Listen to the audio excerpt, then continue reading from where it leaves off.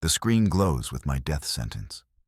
$42 million, all traced to me. The FBI's coming by Friday, and my own encryption keys just signed my arrest warrant. My wife's voice cracks through the phone. Thomas, there's a black SUV outside our house. The drive in my hand is my only proof. But the GPS logs say I was places I've never been. They didn't just frame me. They cloned me. And now I'm running out of time. The cursor blinked a rhythmic, mocking pulse against the spreadsheet. $42 million. The figure sat anchored to Thomas Miller's encryption signature, a digital anchor dragging his life into the silt. Sweat slicked his palms, making the mouse slide under his grip like a live fish. He jammed the black plastic drive into the port. A faint hum vibrated through the desk, harmonizing with the mechanical drone of the HVAC system overhead. Thomas clicked through the directory trees. His fingers danced a desperate percussion across the mechanical keyboard. Progress bars crawled with agonizing lethality. Outside his glass-walled cubicle, the office remained a graveyard of beige partitions and flickering fluorescent tubes. The scent of burnt coffee and ozone hung heavy in the recycled air. Every few seconds, he glanced at his heavy steel wristwatch, then at the clock in the corner of his monitor. They were synchronized to the millisecond. They had to be. If the time drifted, the world felt like it was tilting on its axis. He reached into his breast pocket, his fingers brushing the cool, pebbled texture of his leather-bound ledger. It was his talisman, the physical record of every cent that passed through his life. He didn't just track his spending. He tracked the truth. Numbers didn't lie. But as he stared at the $42 million discrepancy, he realized that someone had learned to make them scream. A notification popped in the bottom corner of his screen. System maintenance. Access restricted. His heart hammered against his ribs, a trapped bird seeking exit. He bypassed the lockout prompt, slinging the final server logs into the encrypted volume. 98%. A heavy footfall echoed in the hallway, the rhythmic jingle of a security guard's belt. Thomas gripped the edge of the laminate desk, his knuckles white peaks under the harsh lighting. The drive light flickered a steady green. Done. He yanked the plastic stick from the slot exactly as his monitors faded to a dull, terminal gray. The login prompt vanished.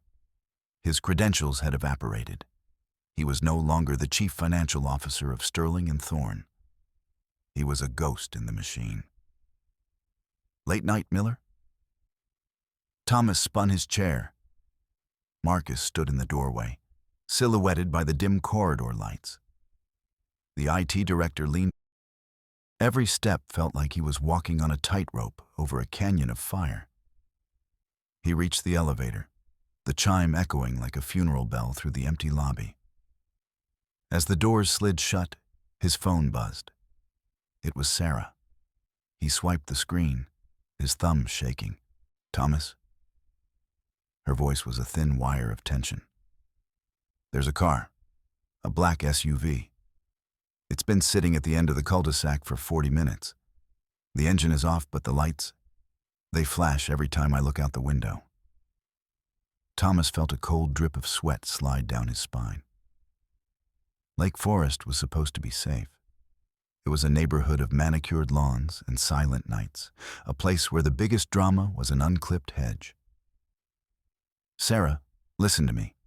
Lock the deadbolt. Turn off the porch lights. I'm coming home. Thomas, what's happening?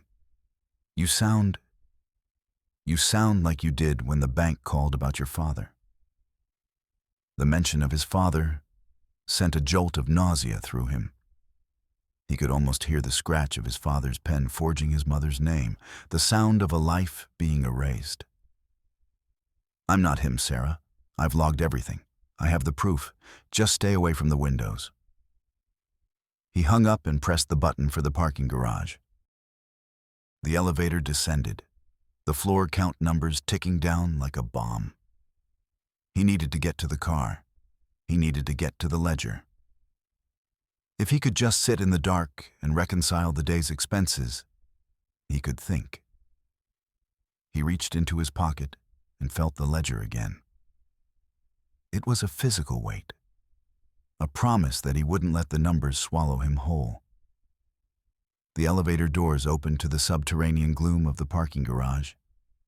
The air was thick with the smell of old exhaust and damp concrete. It was a heavy, gritty scent that made his lungs feel like they were breathing in lead. The overhead lights hummed with a high-pitched buzz that vibrated in his teeth. He stepped out, his dress shoes clicking sharply against the oil-stained floor. He moved toward his silver sedan, parked under a flickering yellow tube. Halfway there, he stopped. A shadow moved behind a concrete pillar. Then another. Two men stepped into the light. They wore dark tactical jackets and gray masks that pulled their features into expressionless snarls. They didn't carry guns, but their hands were wrapped in heavy leather gloves. "The drive, Miller," the taller one said. His voice was a low growl, muffled by the fabric. "Give it over, and you get to go home to your wife." Thomas backed away, his heels skidding on a patch of steering fluid. "I don't know what you're talking about." The second man lunged. Thomas didn't think. He swung his heavy laptop bag with both hands. The corner of the bag caught the attacker in the side of the head with a sickening thud.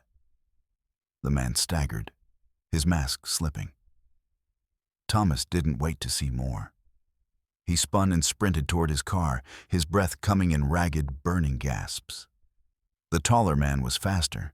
He tackled Thomas from behind, slamming him into the cold, hard side of a concrete support pillar. The impact knocked the wind out of Thomas's lungs. He tasted copper. His glasses flew off, skittering across the pavement. "Last chance," the man hissed, pinning Thomas's arm behind his back.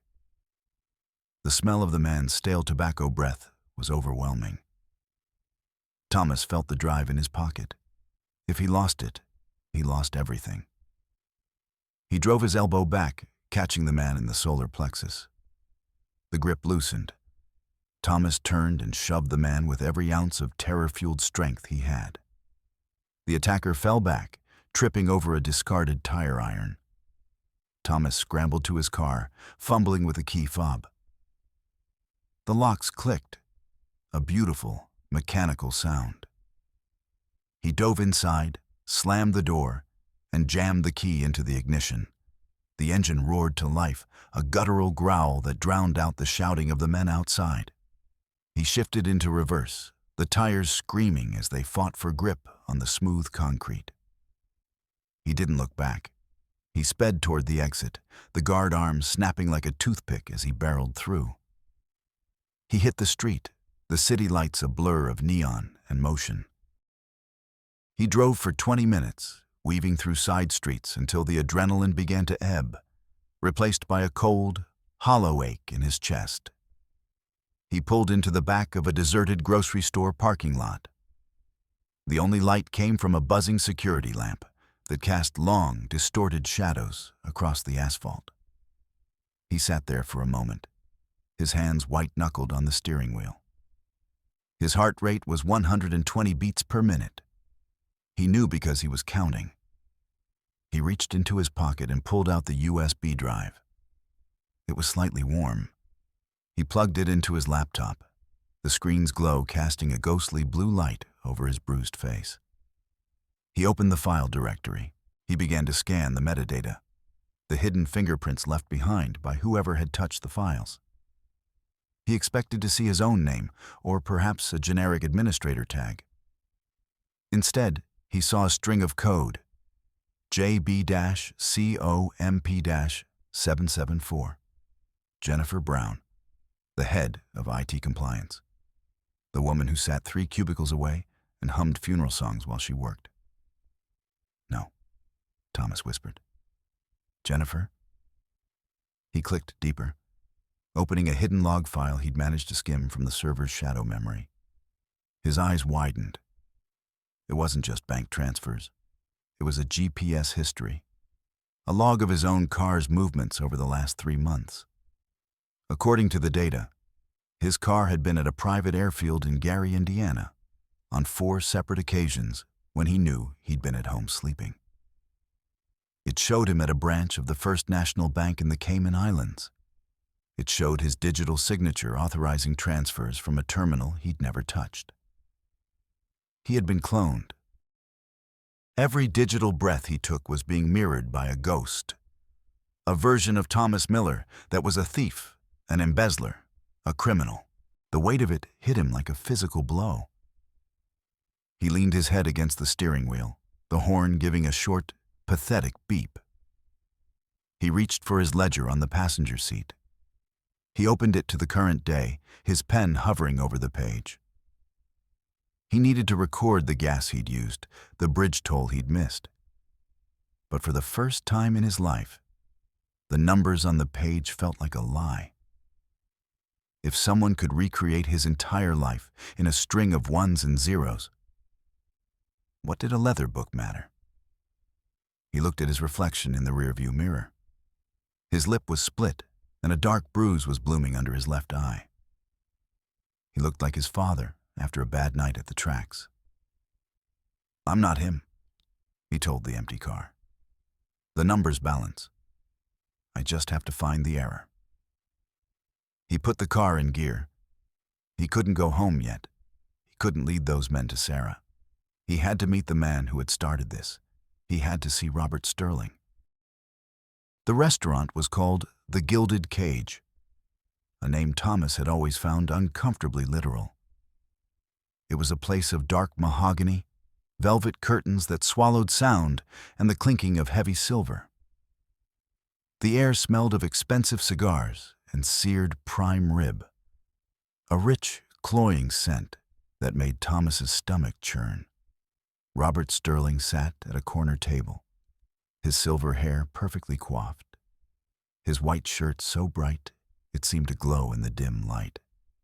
He was straightening the silverware, ensuring the knife was exactly parallel to the edge of the silk tablecloth. "Thomas," Sterling said, his voice a smooth baritone. He didn't look up from his steak. "You look like you've been through a meat grinder. Sit, eat. The Wagyu is exceptional." Thomas sat, his briefcase tucked tightly between his feet.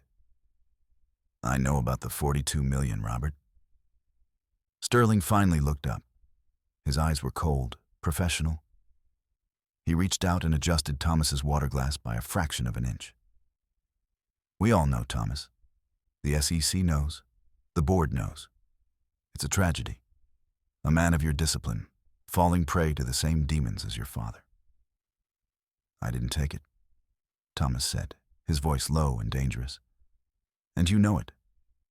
Jennifer Brown's signature is all over the metadata. Someone cloned my identity." Sterling sighed, a sound of weary disappointment.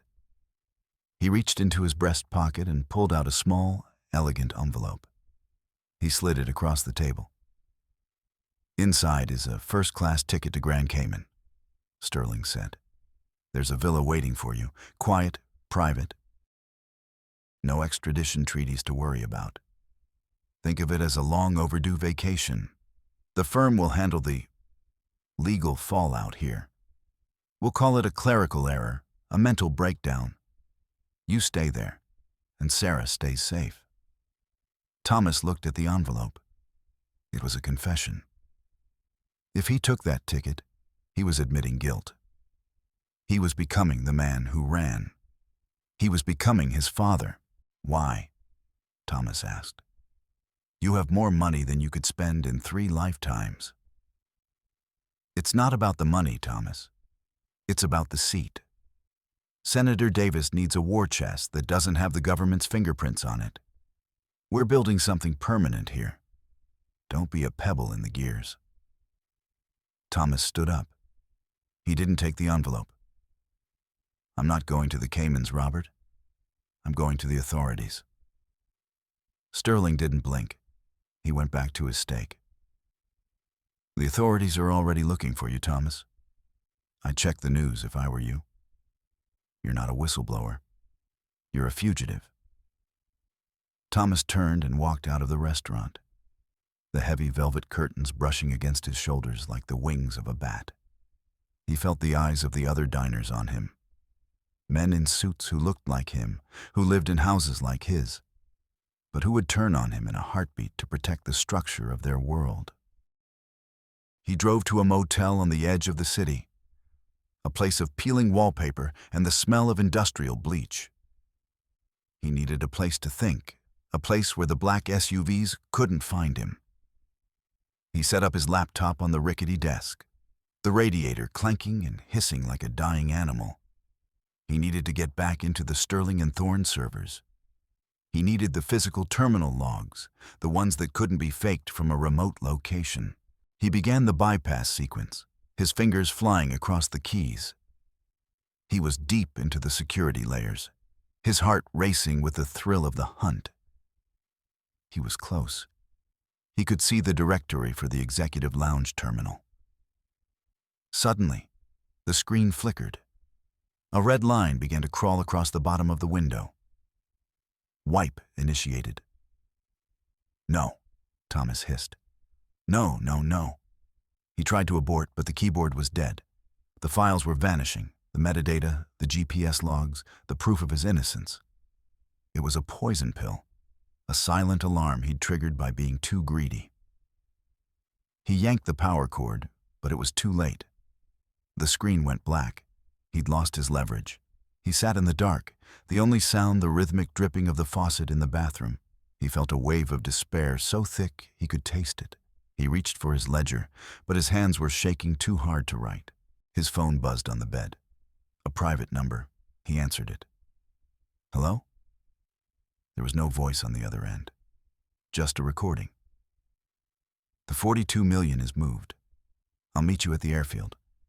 Make sure the papers are signed. I don't want any trail back to the firm." It was his own voice.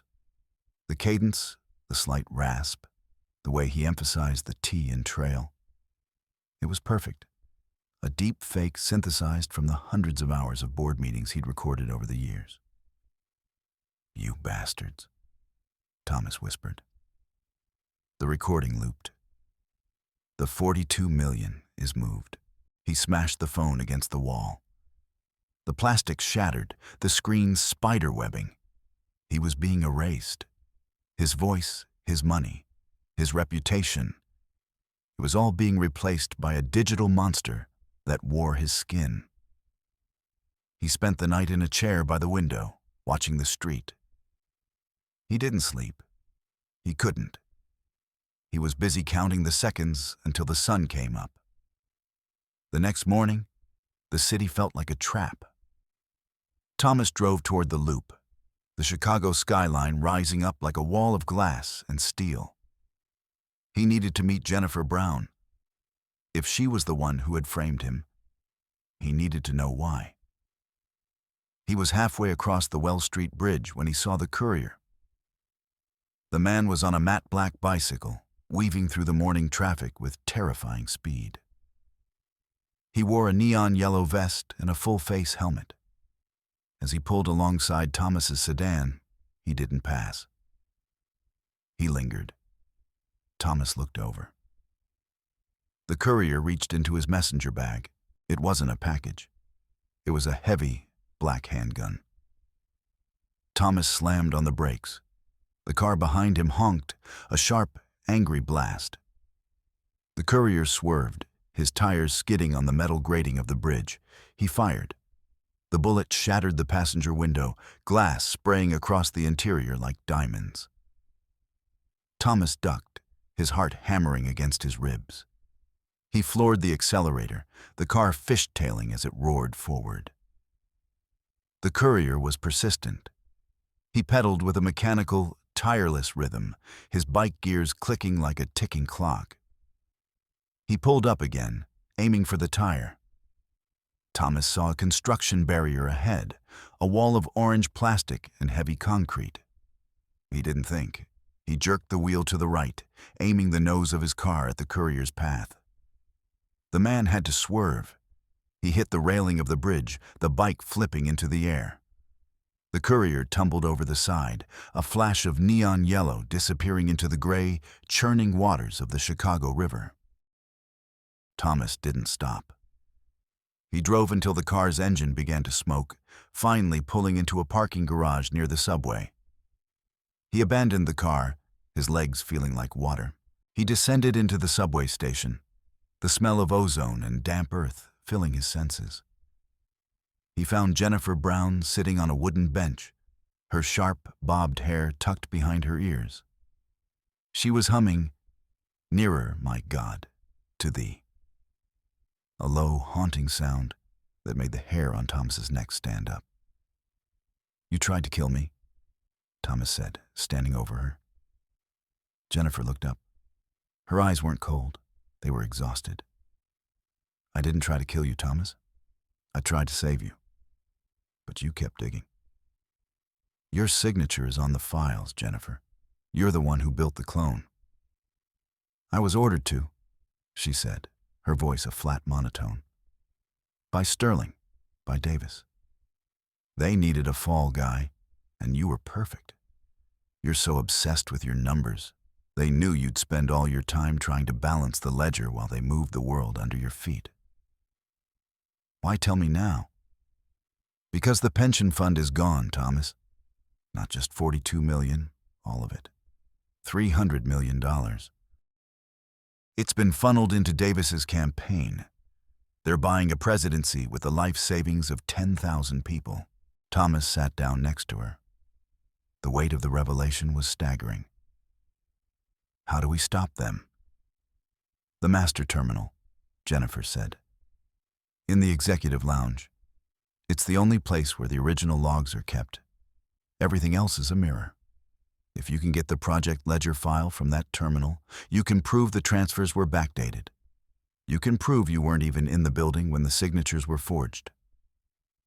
"The audit is in 6 hours," Thomas said, checking his watch. "I'll never get past security."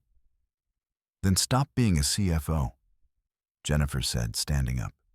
"Start being a ghost." The skyscraper felt different from the outside. It was no longer a place of work. It was a fortress. Thomas stood across the street, wearing a blue maintenance jumpsuit he'd stolen from a locker room at a nearby gym.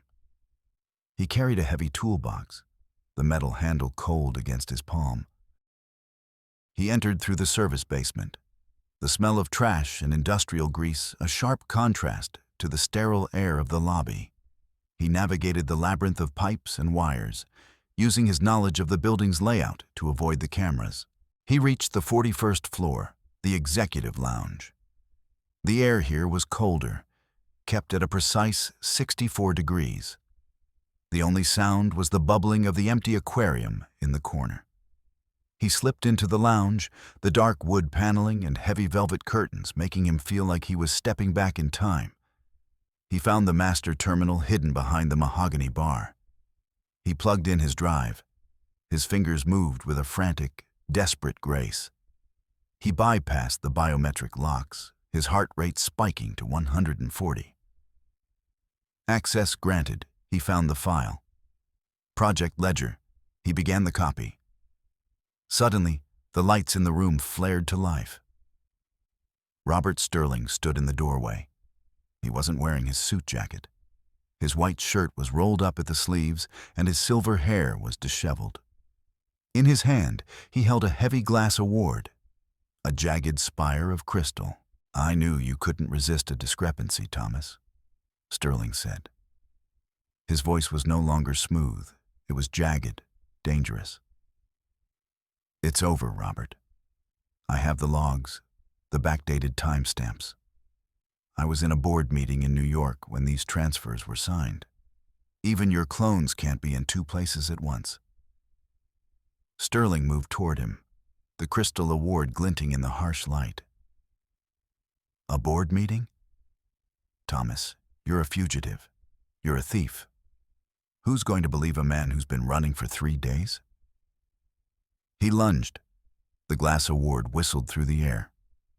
Thomas ducked, the crystal shattering against the mahogany bar. Shards of glass sliced into Thomas's forehead, blood warm and sticky as it ran into his eye. Thomas tackled Sterling, the two men crashing into the heavy obsidian table. They grappled, a desperate, clumsy struggle of limbs and breath. Sterling was stronger than he looked, his hands clawing at Thomas's throat. "You're just like your father," Sterling hissed, his face inches from Thomas's. Thomas felt a surge of cold, focused rage. He grabbed Sterling's wrist and twisted, the sound of a joint popping echoing in the silent room. Sterling cried out, his grip loosening. Thomas pinned him to the floor, his knees on the man's chest. He looked at the monitor. Copy complete. 100%. He grabbed the drive and stood up, his breath coming in ragged gasps. He wiped the blood from his eye, his vision blurring. At that moment, the doors to the boardroom burst open. A tactical team in FBI gear swarmed the room, their weapons drawn. At their head was a man Thomas recognized, Agent Miller, Robert Sterling's brother-in-law. Subverted, Thomas felt a wave of relief so powerful his knees nearly buckled. He held up the USB drive, his voice shaking with triumph. "Agent Miller, thank God, I have it. I have the project ledger. The backdated signatures, the metadata, it's all here. Sterling, Davis, the whole board, they drained the pension fund." Agent Miller stepped forward, his face a mask of professional concern. He took the drive from Thomas's hand, his movements slow and deliberate. "You've done a brave thing, Thomas. A very brave thing. We've been tracking these discrepancies for months, but we needed the master file to tie it all together." Sterling, still on the floor, began to laugh. It was a dry, hacking sound. Thomas frowned.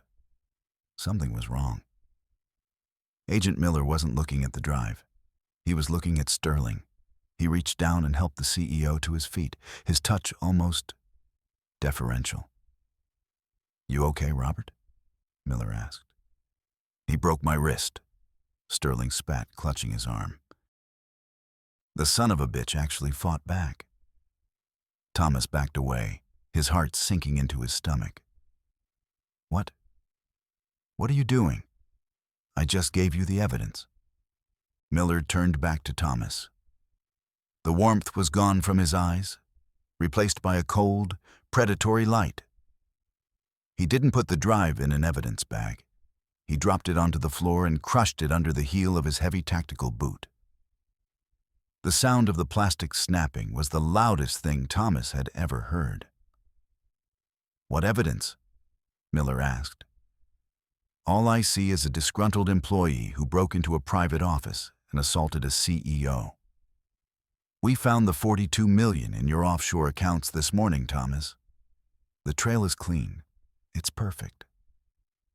Thomas looked at the shattered remains of the drive. His proof, his life. It was gone. He realized with a sickening clarity that the FBI hadn't been chasing Sterling. They were protecting him. The entire system, the numbers, the law, the people. It was all part of the same machine. "You can't do this," Thomas whispered. "Jennifer knows. The SEC knows. Jennifer Brown is currently being processed for conspiracy," Miller said, stepping closer. "And the SEC, they only see what we show them. You're not a whistleblower, Thomas. You're the garbage. And today, we're taking the trash out." The two guards who had attacked Thomas in the garage stepped into the room. They weren't wearing masks now. They were wearing badges. Thomas felt the world tilt. He had been smart. He had been disciplined. He had followed the numbers, and it had led him right into a slaughterhouse. "Take him to the holding room," Miller ordered. "And someone get me a clean shirt. I've got blood on my cuff." The interrogation room was a concrete box that smelled of industrial bleach and old fear. Thomas sat at the steel table, his hands cuffed to a bolt in the center. His forehead throbbed, the blood having dried into a stiff, dark crust. Agent Miller sat across from him, a manila folder open on the table. Inside was a single sheet of paper. "This is your confession, Thomas," Miller said. "It details how you used your position as CFO to siphon the funds, how you used Jennifer Brown as a pawn, and how you acted alone. Sign it, and we leave Sarah out of this. You're threatening my wife. I'm offering you a deal. Sarah is currently being questioned in Lake Forest. We found a briefcase full of cash in her closet. Very incriminating. If you sign, she's a victim. If you don't, she's a co-conspirator. You know how the numbers work, Thomas. 1 life for 2. It's a simple calculation." Miller stood up and walked toward the door. "I'll give you 10 minutes to think about it. The clock is ticking." He left the room, the heavy steel door slamming shut with a finality that made Thomas's teeth ache. Thomas leaned back, his eyes closing. He thought about Sarah. He thought about the black SUV. He thought about his father, sitting in a similar room 24 years ago, signing away their house to save his own skin. "I'm not him," Thomas whispered. He opened his eyes. He looked at the laptop Miller had left on the table. It was a firm-issued device, the screen glowing with the Sterling and Thorne logo. He noticed something. The network icon in the corner was active. The laptop was connected to the building's local area network. Thomas looked down. Under the table, a thick gray network cable ran from the floor to the back of the desk. He couldn't use his hands, but he could use his feet. He kicked off his shoes, his toes feeling the cold linoleum floor. He reached out with his right foot, his big toe fumbling for the release tab on the network cable. It was a professional skill, the ability to navigate a system when the interface was broken. He'd written a script years ago, a failsafe for a data breach. It was a dead man's switch, a program that would broadcast the unencrypted project ledger files to every major news outlet and the SEC's public tip line if a specific set of conditions were met. The condition was simple: a manual override from a terminal within the building's secure network. He found the tab. He pressed down. The cable clicked loose, then he jammed it back in. On the screen, a command prompt appeared. "Execute failsafe? Y/N."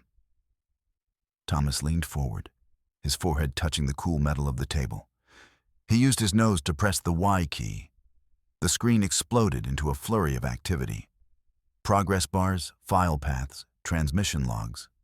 Broadcasting to CNN, New York Times, SEC-TIPS, DOJ-internal. The door burst open.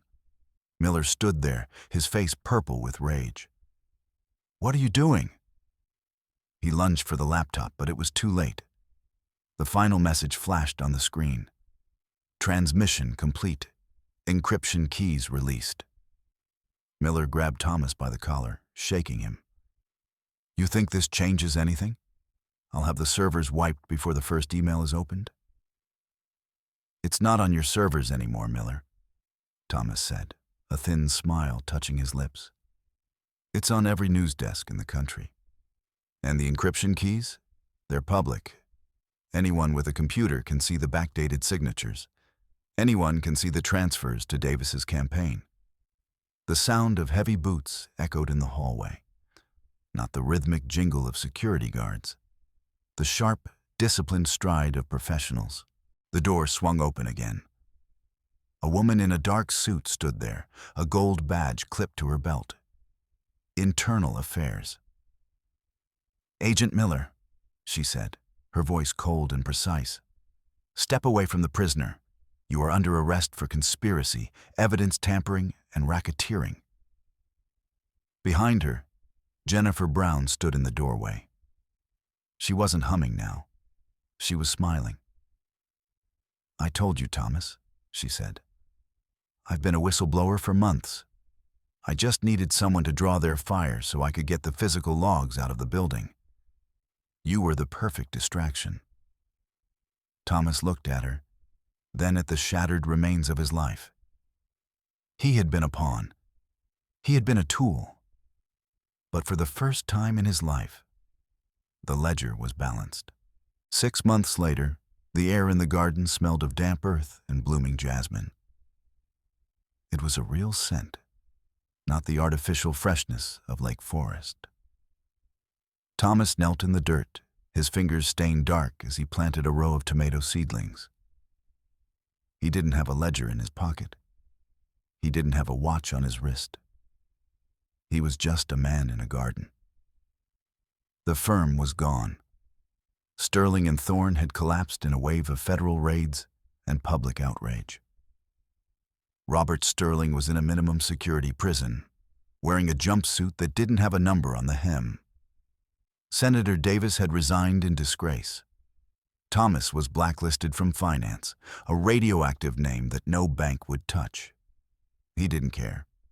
He'd sold the house in Lake Forest, paid off the debts his father had left behind, and bought this small cottage on the coast of Maine. He heard the screen door creak open. Sarah walked out, carrying 2 glasses of lemonade. She wasn't wearing makeup, and her hair was pulled back in a messy ponytail. She looked beautiful. "The numbers for the month came in," she said, sitting on the porch steps.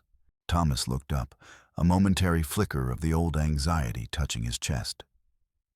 "Anne? We have exactly $12.40 left over," she said, smiling. "I think we should spend it on that old birdhouse we saw at the flea market." Thomas stood up, wiping his hands on his jeans. He walked over and sat next to her, the sun warm on his face. He didn't need to record the $12. He didn't need to reconcile the day. He reached out and took her hand. It was warm, solid, real. $12.40, he said. "Sounds like a perfect balance to me." He looked out at the garden, at the life they were building from the ruins. The numbers had stopped lying. And for the first time, Thomas Miller was finally home.